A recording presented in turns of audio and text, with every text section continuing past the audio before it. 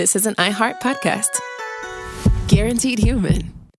The springtime thaw is finally here. Flowers are blooming, days are longer. We're saying yes to more plans and finally getting outside, running, walking, just moving again. It's the perfect time to upgrade your everyday go-tos with Bombas. Take Bombas sport socks. They're super comfortable and designed with sport-specific tech for running, cycling, yoga, hiking, you name it. I use them to run in, and I can tell you they work beautifully. So head over to bombas.com and use code SYSK for 20% off your first purchase. That's BOMBAS.com, code SYSK at checkout. On eBay, every find has a story. Like if you're looking for a vintage band tee, not just a tee, the band tee. You wore it everywhere until your ex-boyfriend stole it. Now you're on eBay, and there it is. Same tee from the same tour. The things you love have a way of finding their way back to you, especially on eBay. Where else can you find that mint trading card you search for everywhere that's out of print? Or your first car, the one you wish you'd never sold? It has to be eBay. Shop eBay for millions of finds, each with a story. eBay. Things people love. Hey everybody, it's your old pal and trusted confidant Josh. And for this week's SYSK Selects, I've chosen How Wills Work. It's a dyed-in-the-wool example of a classic Stuff You Should Know episode where we did our absolute best to find the most interesting stuff about a seemingly boring topic. Plus it's chock full of helpful legal advice issued by a pair of decidedly non-lawyers, us. At any rate, hope you enjoy it. Take care. Welcome to Stuff You Should Know, a production of iHeartRadio's How Stuff Works.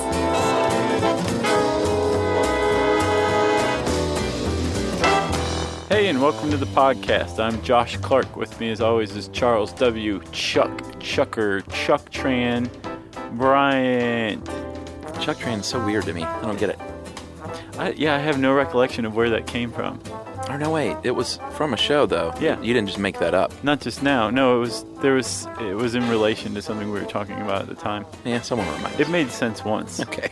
I was on our Facebook page. I was looking for discussions. Like, sometimes I like to go on and read, like, what's your favorite line? Oh, really? Have you ever read those? I didn't know there were discussions. It's like a trip down memory lane. Really? Yeah, there's like whole discussion threads. There's like 40 different threads that people have created. Did not know there that. was one that was like, what's your favorite Stuff You Should Know line of all time? And I can't find that thread any longer. It was a good one. Did you go through and count on how many you had and how many I had? I did not count. I kept a running tally, but I didn't count. Just mentally. I didn't write anything down. as it were. Chuck. Yes. 1979 was a pretty good year for movies. Yeah, sure. Allow me. That year, the Muppet movie came out.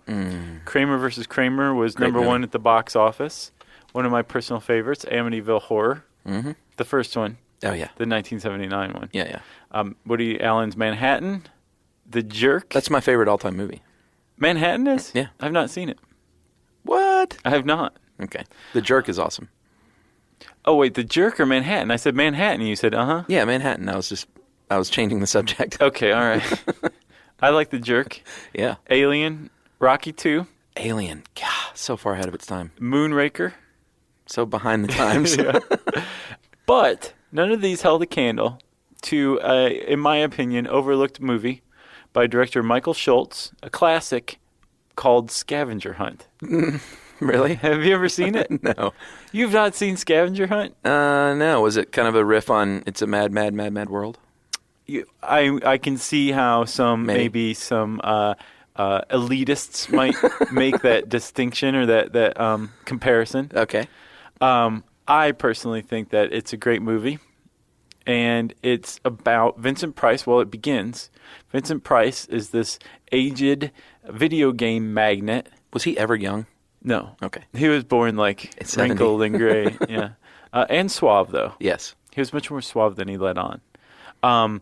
He is dying, and he actually does die playing one of his video games. And then you cut to his former home, and his lawyer is executing his will, which his estate is worth $200 million. Whoa. And it turns out, we learn very quickly, as all the characters assemble, that the whole thing is up for grabs to a single team who go on a scavenger hunt. Did you really see this, or is this just... I grew up on this one. Oh, okay. Yeah, it was a great movie. All right.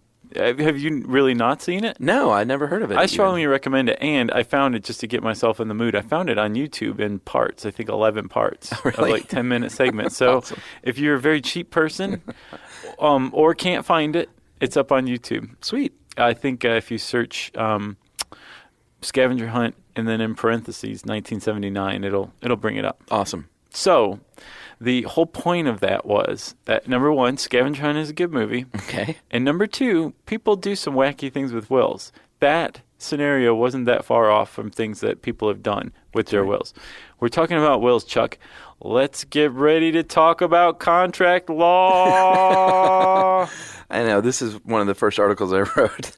And it was a little rigid, but there's not a lot you can do. I mean, I tried to make it a little fun at the end, but... I was fully planning on complimenting you on this article. It's a good article. It's comprehensive. It's got everything you need. I mean, you don't get into like any of the legal mumbo-jumbo, but that's not the role of the site. And you know what? Let's just go ahead and say I'm glad you brought that up. We are not attorneys. You should not take this podcast and base your will and life on it. Please do not do that. No, but that being said, you can get all the documents you need to create your own will for $6.95 at Staples. Really? Yeah. Huh. Yeah, they have everything. Well, that brings up one of the first points, which is a will isn't super complicated to draw up, and it varies from state to state. So you can do it yourself, but you should get an attorney to look over things. But if you want to save a few bucks, you can always go to Staples. Well, we should probably say that again and again throughout this podcast, as you did again and again throughout this article. Like, really, you should have, at the very least, an attorney look at your will if you're going to do it yourself. Yeah. Right? Let's talk about some of the specifics, man. If you are... if you have 10 minutes to write this thing, a piece of paper and a pen, what are the high points that you want to hit to make your will as close to legal as possible? And by the way, state law governs wills, right? Yeah, and you always got to check with your state. And Always. if you want have to call it up and be like, state, I got some questions for you. And if you have a will in one state and you move, it'll still be valid, but you still should check your state's laws and stuff like that. Right, because is it the state you die in that is the state that you execute your will is executed in? Oh, geez. Because it seems like if you were going to move, it would seem like that's the way it would go. I guess so, but what if you die on vacation in Hawaii? Your will wouldn't be based on... I think it pertains to the state in which it was drafted and approved. Check with your lawyer. Check with your lawyer. Or at least call the state. I didn't think you'd stump me so early. Sorry. All right, so what you want to have at the very bare minimum is your name, your spouse's name, if you have one. Uh-huh. And when you were married. Yeah, your children's names. So they can make sure they're not confusing you or your other spouse with your spouse in the will. That's right. Your children's names, and I love this part, how you want any stepchildren or foster children to be treated. You could be like, well. Yeah, please treat them well. A statement revoking any other wills, if you have one. You got to name your executor and an alternate. You should name an alternate. A list of powers that you want that executor to have. Special gifts, personal property, and instructions for distributing, paying debts. Or actually, you can't decide whether or not you want to pay your debts, but after debt has been paid, how you want your stuff to be doled out. So I'm officially founding a movement that if your debtors can't get the money they need out of you while you're alive, that's that. Yeah, didn't you look that up? What's the law? Well, it varies by state again, but generally, if you have enough money to pay, say like a credit card debt, you have to pay that credit card debt. But there are onuses on credit card companies, like they have to notify your executor within like 60 days or something of this outstanding debt. Okay. And if it turns out that there's not enough money, then you can basically say like, sorry, that's that, and the credit card company has to write it off. And then we all pay for it with our outrageous financing fees in the end. Burial instructions, you can sometimes put in a will, but Wait, you should... What instructions? Burial. Okay. I just got thick-tongued, didn't I? Burial. And you probably want those somewhere else, though, because sometimes the will isn't like immediately accessible if you've got it locked in a safe and your family doesn't know the combination. They're just going to leave you laying around on the floor of the kitchen for days. You don't need to sweat your pension plan or life insurance or annuities, stuff like that, because that's all taken care of. The beneficiary are in those documents, so it doesn't need to be in your will. Right, and it can actually screw things up, right? Or not screw things up, it can slow things down because you can say, I want this, my life insurance policy to go to my estate. Yes. And then divvy it up. Yes. But that just adds a lot more time to the process, correct? Absolutely. You probably in most states have to be at least 18 years old to have a legal will. Yeah. And everyone knows you have to be of sound mind and body. Or I think it's just sound mind. Yeah, because, what does your body have to do with it? As long as you can, make an X or, draw a whale like Queequeg, you're fine. So what does that mean, legally speaking, mentally sound? Well, I'm glad that you brought that up, or I'm glad that you put this in the article, because I think it's a good idea. Basically, you have to know that you own property. You have to know about it, right? If you don't know that you have 100 acres in Montana, then you're not probably of sound mind. Or you did at one time know that you had it and just don't remember any longer. Yeah. That could be a problem as well. And that's sad. If you're not, it is. Yeah, I don't want to laugh at that. It is kind of sad to not be of sound mind. If you're not suffering from a mental illness, which I remember I saw a remake of Psycho, which wasn't Psycho 2. It was made for TV, and it was kind of a spoof comedy.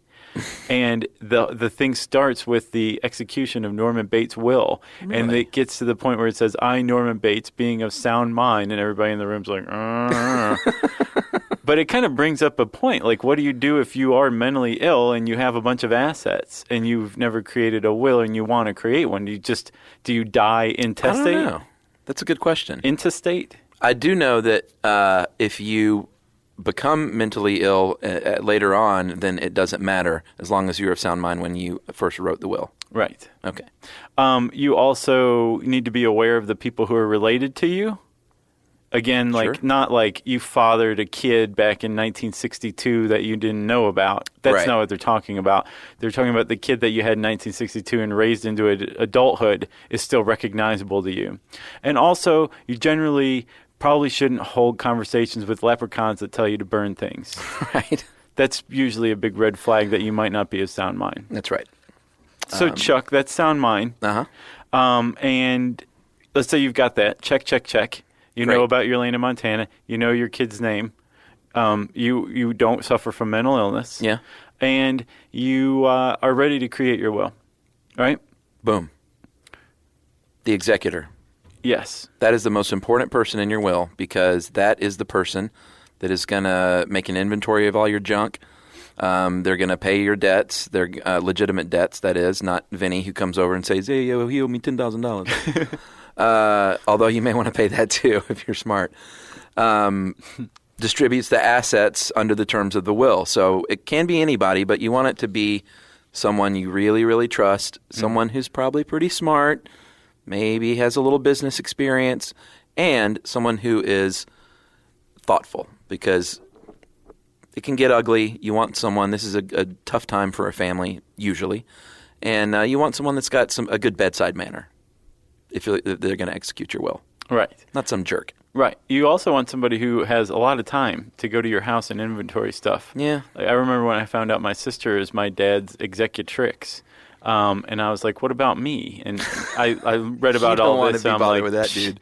It's okay. You're just like, cut me the check. Yeah. I actually think my dad likes me more than I thought now that I know what an executor has to do. He let you off the hook. Yeah. Well, now, when you're on the road, driving in your truck, why not learn a thing or two from Josh and Chuck? It's stuff you should know.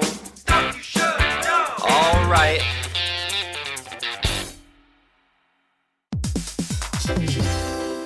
Hey everybody, we want to talk to you about The Big Bang Theory. That's a show that became one of the most defining sitcom of its era and really built a fan base around its memorable characters and unique group dynamic. That's right, which is why we think you'll enjoy the official Big Bang Theory podcast. It's back, covering seasons 3 and 4 of the show. Host Jessica Radloff sits down with crew and cast members like Kunal Nair, who plays Raj, Mayim Bialik, who plays Amy, and Kevin Sussman, who plays Stuart. That's right, you're going to learn all about the Easter eggs you may have missed, behind-the-scenes stories, and how certain real-life relationships shaped some of the most memorable storylines. Yeah, there's cast reflections years after the series aired and expanded content around famous episodes and storylines. It is exactly what you're looking for if you're a fan of The Big Bang Theory. The season is on video, so watch the official Big Bang Theory podcast on HBO Max, or listen wherever you get your podcasts, and stream episodes of The Big Bang Theory on HBO Max. The springtime thaw is finally here. Flowers are blooming, days are longer. We're saying yes to more plans and finally getting outside, running, walking, just moving again. It's the perfect time to upgrade your everyday go-tos with Bombas. Take Bombas sport socks. They're super comfortable and designed with sport-specific tech for running, cycling, yoga, hiking, you name it. I use them to run in, and I can tell you they work beautifully. So head over to bombas.com and use code SYSK for 20% off your first purchase. That's BOMBAS.com, code SYSK at checkout.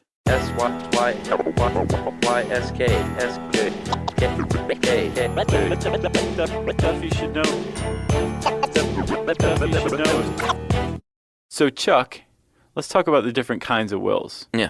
Right? There's obviously the standard, like, ironclad will that's been drafted by an attorney or whatever, which we'll talk about in a second. But there's some kind of interesting wills because death doesn't necessarily happen when you're counting on it. Exactly. That should be Stuff You Should Know's new motto. Yeah. It's our new slogan. Death doesn't happen when you're counting on it? Yeah. Death doesn't necessarily happen when you're counting on it, just to add that extra. I like it. Yeah. Bit of suspense. Yeah. So you're talking about probably a couple of things. One can be an oral will, which is a lot of times in the old days, and it might still happen because soldiers are still very young and might not think that they need a will because they're young and they're bulletproof. But a lot of times soldiers on the battlefield would execute an oral will to their buddy there as they're dying in the trenches. You want to do two buddies. Oh, two witnesses? Yeah, Okay. that definitely helps the case that it's legal.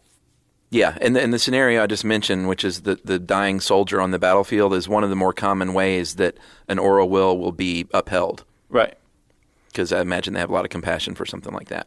Yeah, and if they can find your buddies and get them to sign an affidavit, or they can actually come to probate court and say, yes, this is what he said. He said to leave it all to me. Yeah. No, he said to leave it all to me. Right. Then it turns ugly. But if they both agree that it is what you said, then it's probably going to stand up in court, right? So what's a deathbed will? A deathbed will is virtually the same thing, but say rather than dying young and being of sound mind, you might be on your deathbed and are suffering from Alzheimer's or something like that. Right. So the deathbed will, it also can be written too. It's more of like the time rather than the type. Right. Right? Yeah, good point. So the it can be written, it can be oral, and you can have several witnesses, but it's also the most commonly challenged one. Yeah. Because mental capacity is frequently argued, like this person didn't know what they were talking Sure. about, or somebody, had their feeding tube kink, so they did it under duress. Right. Yeah. There is a holographic will, Josh, very informal, handwritten usually. This is the coolest looking will. That's right. It's not a hologram. Not all states recognize these as valid. So as always, check with your state. But a scenario where this might happen is you wreck your car on a snowy road in the middle of nowhere, and you're like, I'm going to die, and I'm going to scratch out my will. Or you pee it into the snow. That would be awesome. Or if you're James Franco or that real dude and you're stuck in a boulder, you could probably videotape it, although I think holographic is strictly handwritten. Yeah. So that would be an oral deathbed will, sort of. Commonly written in blood. But he lived. In one's own blood. Right. Yeah, that's a pretty cool one. I said it was cool. Yes. Yeah. I think that's the coolest one. You think so? Yeah, the impending death by oneself. Yeah. Yeah, and you just scratch it out on whatever paper you have and then succumb to the elements. I think that's neat. It's neat in the Because movies. think about it, you're thinking about the people who you love, and in some way, they're there with you right then. Yeah, but what if you're saying, I don't want to leave any of those no good ne'er-do-wells anything? Well, then you deserve to freeze to death. Okay. There's the DIY will, which you mentioned. You can get on the internet or I guess at Staples. Yeah. You can get the forms. Yep. Self-probating wills can save you a little time. Well, this is the ironclad will, right? I think so. So this is the one where you hire a lawyer to draft it, at the very least review it, but probably you've hired a lawyer to draft your will, a couple $100 from what I understand. Oh, really? And the witnesses sign affidavits ahead of time that are part of the will saying like, Right. yes, this guy did say this. So you don't have to, these witnesses don't have to appear in probate court to Right. testify that this is the correct will. Right. So it expedites the whole process. It makes it more difficult to challenge. And basically it's the bada boom, bada bing of wills. Don't contest me, baby. is what it says at the bottom. And since we're talking about contesting and changing, that happens all the time. Totally legal. The only person that can change a will is the testator. Why is that funny? That's like Hodgman says complainant and defendant. And Does he? Judge John Hodgman. Yeah. Testator. So the testator is the only person that can do this. It's very common. A lot of reasons. You might have a new kid. You might get divorced. You might get married. You might start hating your kid. You might start hating your kid. The tax laws might change in your favor, so you can tweak it a bit. You might all of a sudden, you might win the lottery and think, oh, you know what, I might want to rethink how my will is read at this point. Or you might just feel like, you know what, I'm kind of old and my kids are doing okay, so I'd rather just leave my money to some great charities. That's a nice thing to do. Yeah, Bill Gates, he's leaving the lion's share of his dough to charity. Oh, yeah. While he's alive, even. That's right. And, okay, so let's say that your elderly parent dies and you decide that he or she is obviously crazy because he or she left his or her money to charity. Right. Right? You can challenge this, right? That's right. And there are a number of ways to challenge it, but it's first of all, it's a very difficult, long, and expensive process. Yeah. Unless you have like real solid evidence of one of maybe several points that could possibly overturn a will, it's going to be, you're not going to win. Yeah, right? and not anyone can challenge. Like Joe Schmo off the street, or like, let's say I couldn't challenge your will and say, but Josh was my podcast partner. I'll say, it doesn't matter. I don't know. You could technically be a person of legal standing, which is what you have to be to challenge a will. You either have to be someone who is in the will, and you're challenging it like, I got reamed. This is terrible. I want more money than this. What is your problem? But you can't challenge unfairness. I mean, you can do it, but you won't win. Thank you for correcting me. Yeah. You could be like, somebody was holding this guy's feeding tube. This is so that's when you could challenge that. Sure. Or you could be someone who should have been in the will, e.g., a podcaster.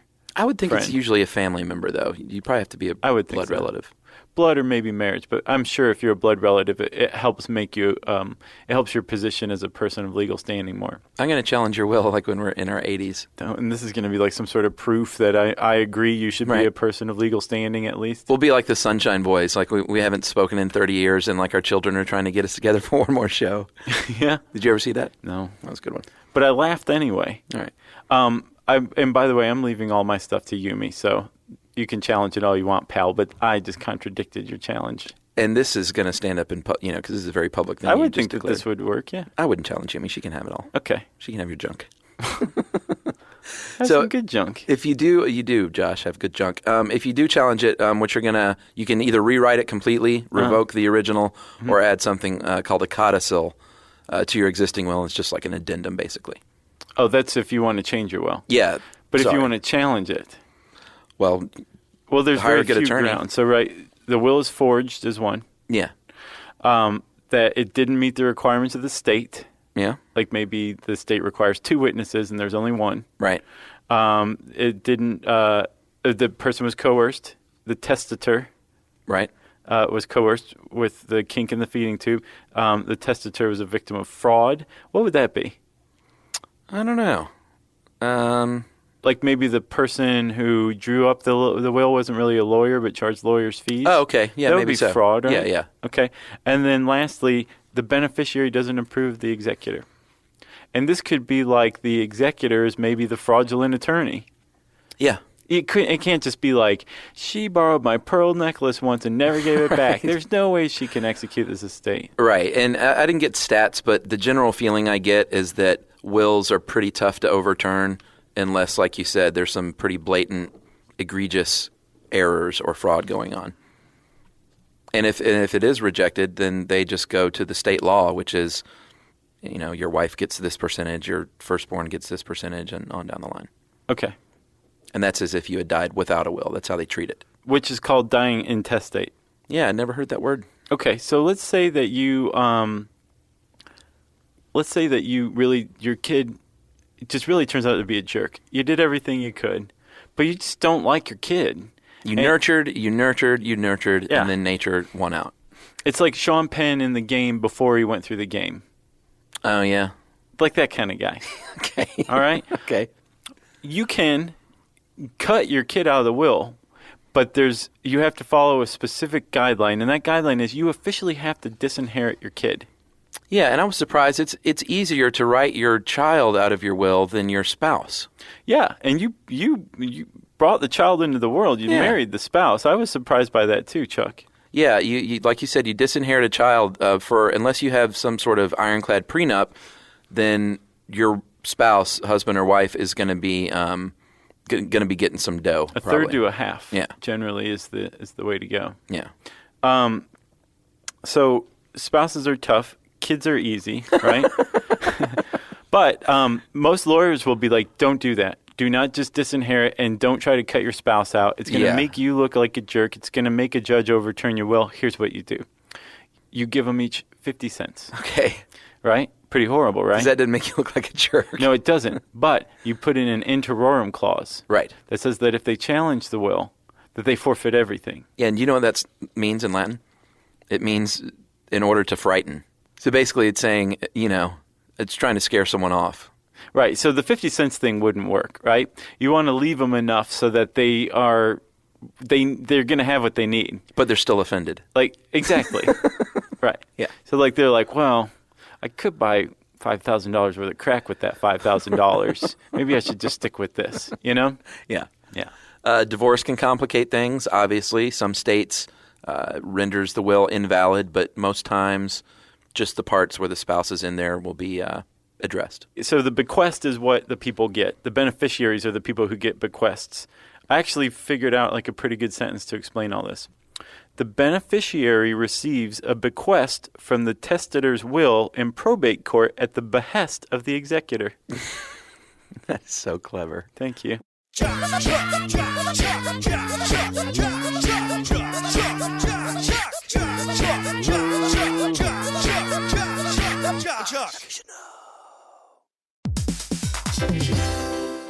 Hey, everybody, we want to talk to you about The Big Bang Theory. That's a show that became one of the most defining sitcom of its era and really built a fan base around its memorable characters and unique group dynamic. That's right, which is why we think you'll enjoy the official Big Bang Theory podcast. It's back, covering seasons 3 and 4 of the show. Host Jessica Radloff sits down with crew and cast members like Kunal Nair, who plays Raj, Mayim Bialik, who plays Amy, and Kevin Sussman, who plays Stuart. That's right. You're going to learn all about the Easter eggs you may have missed, behind-the-scenes stories, and how certain real-life relationships shaped some of the most memorable storylines. Yeah, there's cast reflections years after the series aired and expanded content around famous episodes and storylines. It is exactly what you're looking for if you're a fan of The Big Bang Theory. The season is on video, so watch the official Big Bang Theory podcast on HBO Max, or listen wherever you get your podcasts, and stream episodes of The Big Bang Theory on HBO Max.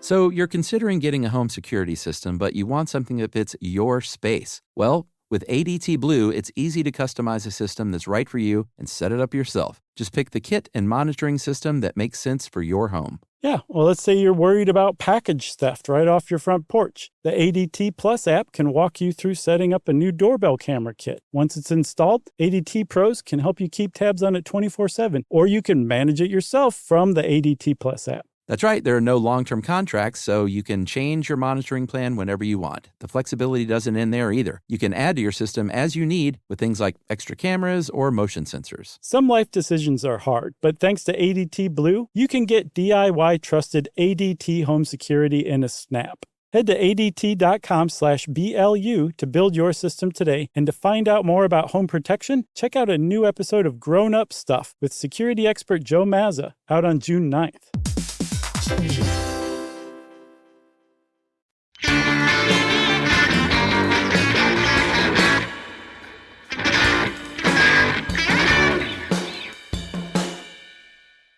So the beneficiaries are all going to get slapped with what is called a death tax. Really, it's called an estate tax. But opponents of the estate tax, the rich, basically created this other name for it called the death tax, which is like you're being taxed to die. You're not actually being taxed to die. Your estate's not even being taxed. Your beneficiaries' bequests are what are taxed. The thing is, it's a lot. You know what I call it? What? One final little from the government. From Uncle Sam. It's like you paid your whole life. You died on the battlefield. And then we're going to get some more tax. And it's hefty. Yeah, well, I mean, part of the reason why the estate tax is around is to prevent dynasties from taking place.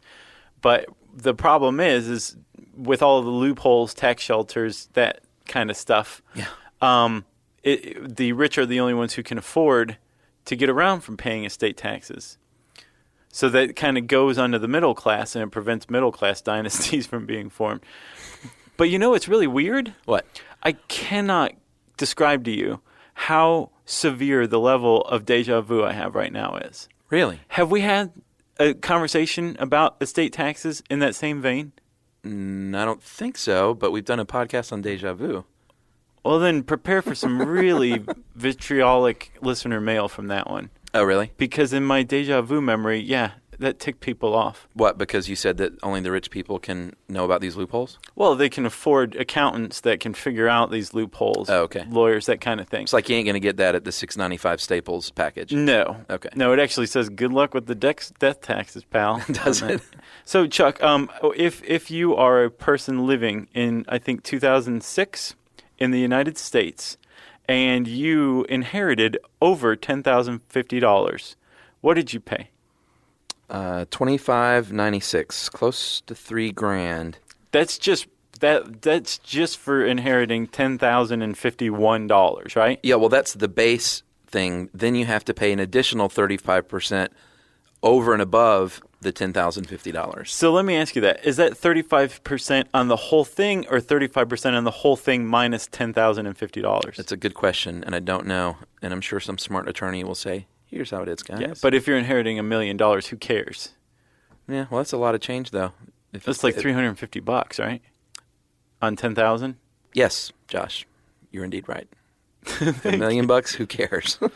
So there's the death taxes. You can set up a trust. That is one good way to maybe pay fewer taxes. If smart people often set up trust, rich people often set up trust. Well, it also keeps your. You don't have to be rich though. I've looked into trust. No, it's about $2,000 to set up a trust. Yeah. It's and this number one, it's very speedy. It keeps it out of probate court. Yeah. Like when you die, your dying wishes that are a part of your will that are incorporated into this trust. That's that. Right? So all of your stuff gets divvied up right away. It stays out of court. Yeah, and if you have a minor in your family, a lot of times you'll set up a trust. Because if you don't set up a trust, the court is going to assign, or there will be a conservator who will oversee the assets of the minor in, I think, 18 to 21, generally in most states. Yeah. Is when a minor can all of a sudden handle their own finances. But if you set up a trust, it's managed by the trustor, and they'll handle it for your kid. Yeah. Whoever that person is. I would imagine someone just as trustworthy as the executor. Maybe one and the same. You're right. And then, Chuck, of course, there is the living will, right? Yeah, and there's a whole article on living wills, but so we won't get into it too specifically, but a living will has nothing to do with your monies and properties. It is, hey, if I'm ever in a serious accident and I'm on a ventilator, here's how I would like my... I would like you to pull the plug or not pull the plug. And it's more complicated than that. Yeah, because that's line one. And then line two is if I'm ever attacked by a dog and I need a heart that's coming, that my family can afford. Pull the plug. And then down the line, right? Yeah, and these need to be signed and witnessed, and power of attorney is usually included because if you can't cover every scenario, obviously, and the power of attorney would be, let's say, you know what, I want Emily to be in charge of making this decision and not my mom, let's say. Because my mom would be like, no, he'll pull through. And Emily would be like, he doesn't look too good. She wouldn't do that. I'm just kidding. It's still funny. But yeah, a living will is very important, though, for anyone of any age. It can get real messy. We've seen it in the news time and time again. So, yeah, get your living will taken care of. And I think you can also just do like a blanket, like don't take any heroic measures to save me, and I don't want to be on any kind of life support. Mine says, never, ever unplug me. Really? I want to be a burden on my family for the rest of my life, as long as that machine can keep me alive. So I want to be shaved once a week from top to bottom. All right, that segues nicely into odd things that can happen, stipulations with your will. Nice. Is that how we should finish up? Yeah, totally. You can have requirements of your bequestors? No, the Beneficiaries? Yeah. Like, hey... You wrote this article. I know. It was a long time ago. Like, hey, I want to give my son the majority of my fortune, but he's got to finish college first. Or quit smoking, I saw. Yeah, that's Were you thinking of me when you wrote that? I was not. You were smoking a ton back then, though. Yes, you were.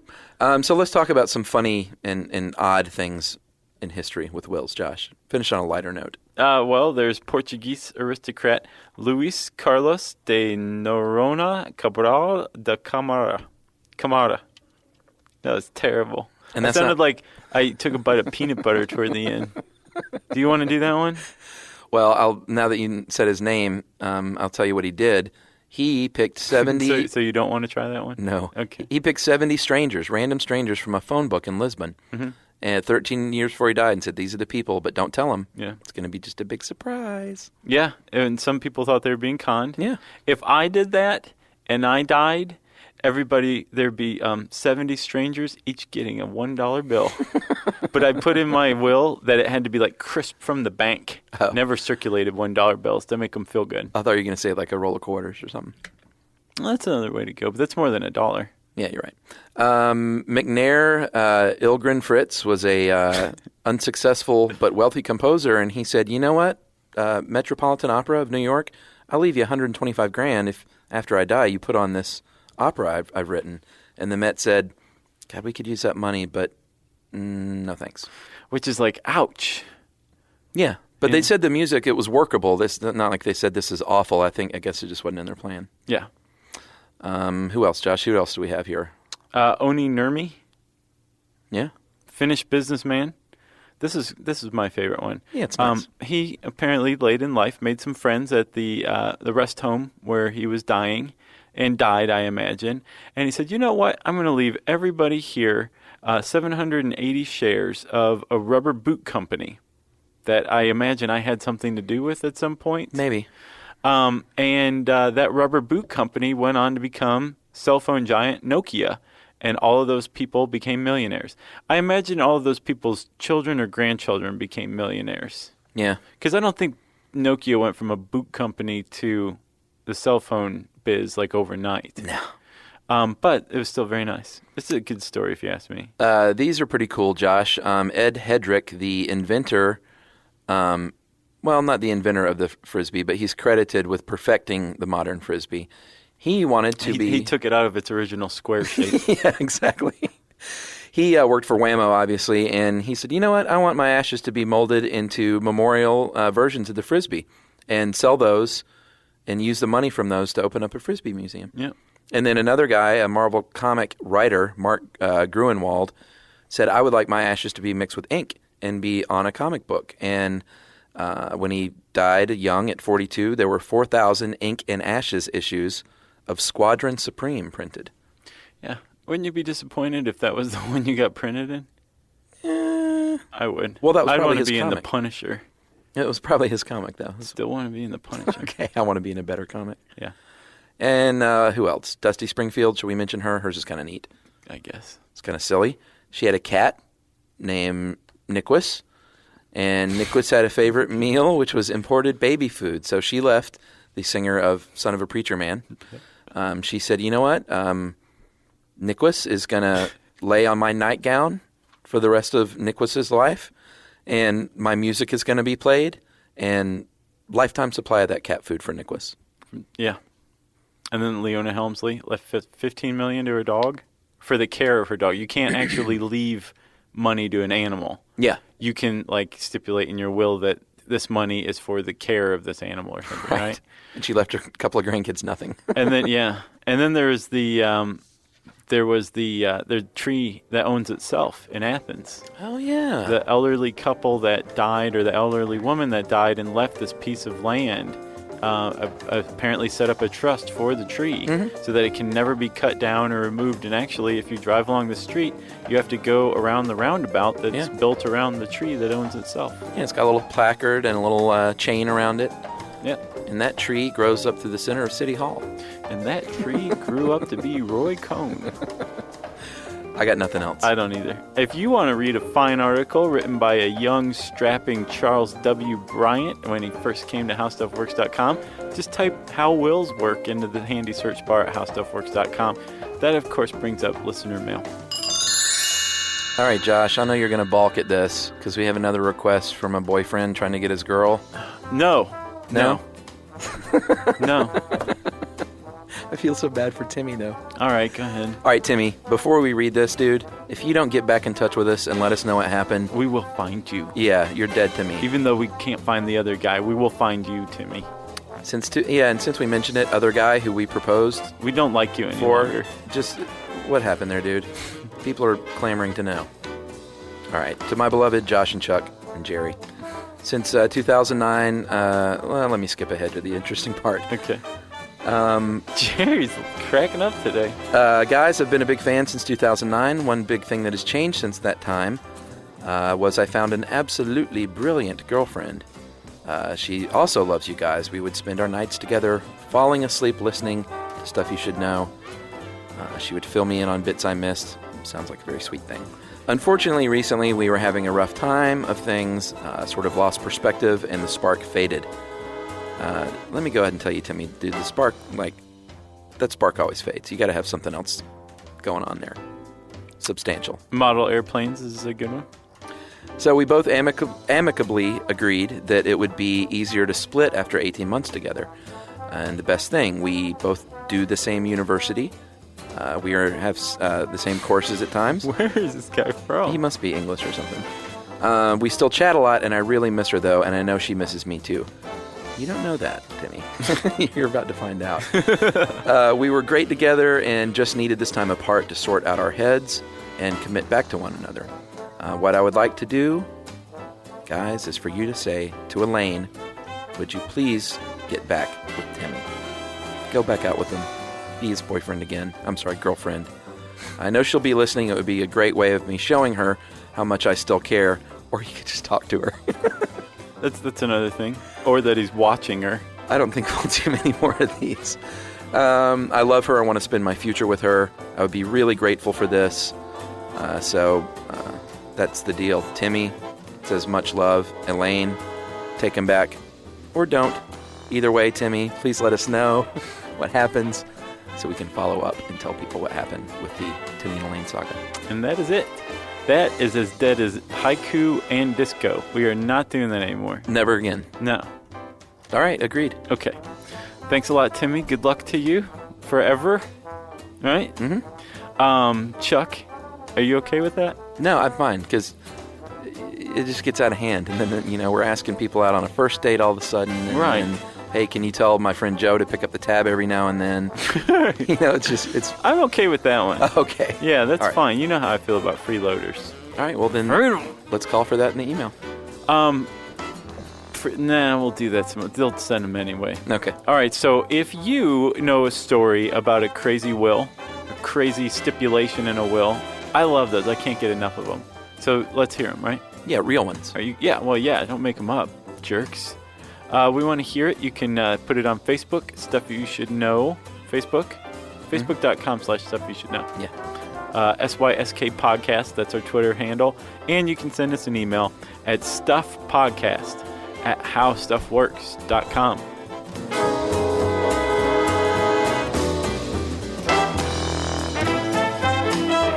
Stuff You Should Know is a production of iHeartRadio's How Stuff Works. For more podcasts from iHeartRadio, visit the iHeartRadio app, Apple Podcasts, or wherever you listen to your favorite shows.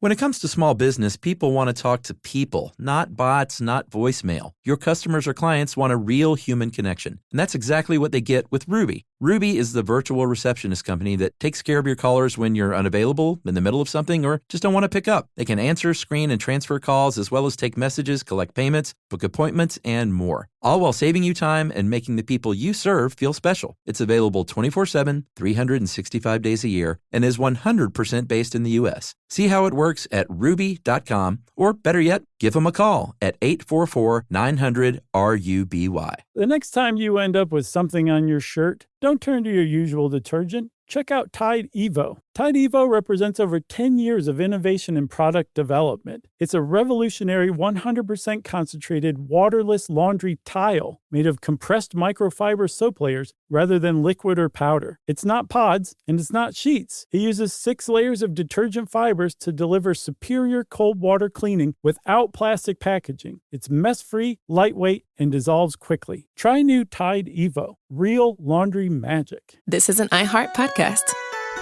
Guaranteed human.